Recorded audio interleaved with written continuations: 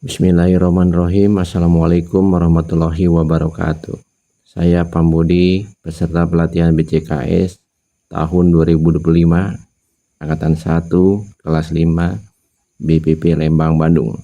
Pada kesempatan ini saya akan membacakan hasil pengerjaan tugas mandiri LK4, yaitu 9 langkah pengambilan dan pengujian keputusan. Kasus 4.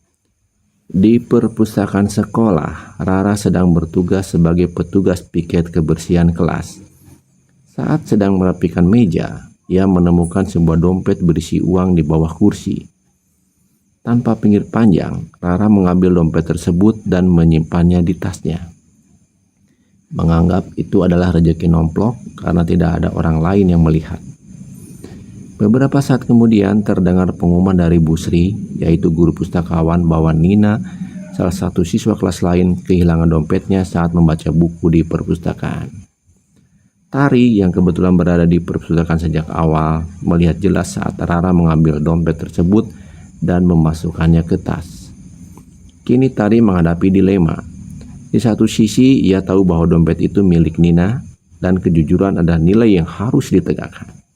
Di sisi lain, Rara adalah sahabat dekatnya yang sering menolongnya dalam mengerjakan tugas dan berbagi bekal setiap hari.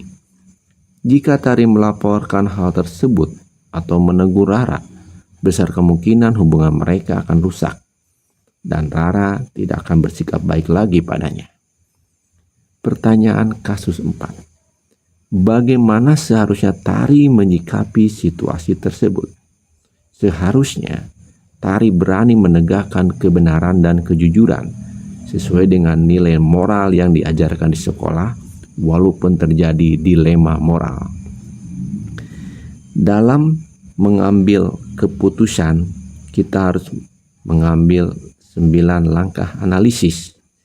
Untuk itu kita harus menjawab setiap pertanyaan dari setiap langkah-langkah berikut ini. Langkah yang pertama adalah, apa saja nilai-nilai yang saling bertentangan dalam kasus 4? Jawabannya adalah kejujuran dan kesetiaan. Langkah kedua, siapa saja yang terlibat dalam situasi pada kasus 4? Jawabannya Bu Sri, Tari, Nina, dan Rara. Langkah ketiga, fakta-fakta apa saja yang relevan dengan situasi pada kasus 4? Faktanya adalah bahwa Nina kehilangan dompet di perpustakaan dan Tari melihat bahwa Rara mengambil dompet tersebut dan memasukkannya ke tas. Dan 3, Rara adalah teman dekat Tari. Langkah keempat, pengujian benar atau salah yang mana yang bisa dilakukan? Jawabannya adalah uji legal, uji regulasi, dan uji intuisi. Langkah 5, pengujian paradigma benar lawan benar yang mana yang bisa dilakukan? Jawabannya adalah kebenaran PS atau versus kesetiaan. Langkah 6, prinsip resolusi yang mana yang bisa dilakukan? Jawabannya adalah berpikir berbasis peraturan atau rule-based thinking. Langkah berikutnya adalah langkah ke-7. Adakah opsi lain yang bersifat kreatif, adil, dan bijaksana yang bisa dilakukan?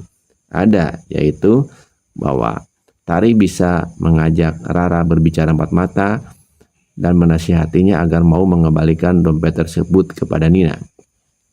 Langkah ke-8, apa keputusan akhir yang ibu bapak ambil sesuai dengan analisa kasus 4?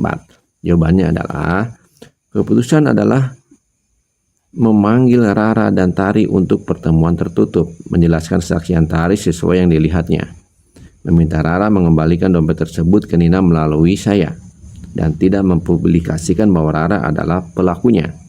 Tetapi Rara mendapat teguran lisan dan memperingatkan agar tidak mengulang perbuatan yang sama. Dompet dikembalikan kepada Nina tanpa diberitahu siapa yang mengambilnya. Saya menegaskan kepada Rara bahwa perbuatan Rara bisa mencoreng nama baik sendiri dan merusak mental diri sendiri. Saya akan menasihati Rara bahwa tindakan Tari memberikan kesaksian semata-mata demi kebaikan Rara sendiri, bukan tindakan menjatuhkan nama baik teman. Sebagai tindakan preventif, saya menghimbau kepada seluruh siswa agar menjaga barang berharga miliknya dengan baik. Langkah ke-9, pelajaran apa yang ibu bapak dapatkan dari pengambilan keputusan ini dan bagaimana pelajaran tersebut dapat memperbaiki pengambilan keputusan ibu bapak di kemudian hari?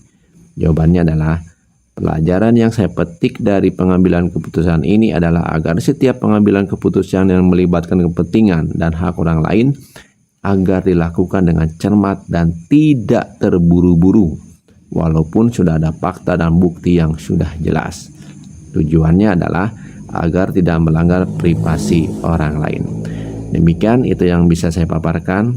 Atas perhatiannya diucapkan terima kasih.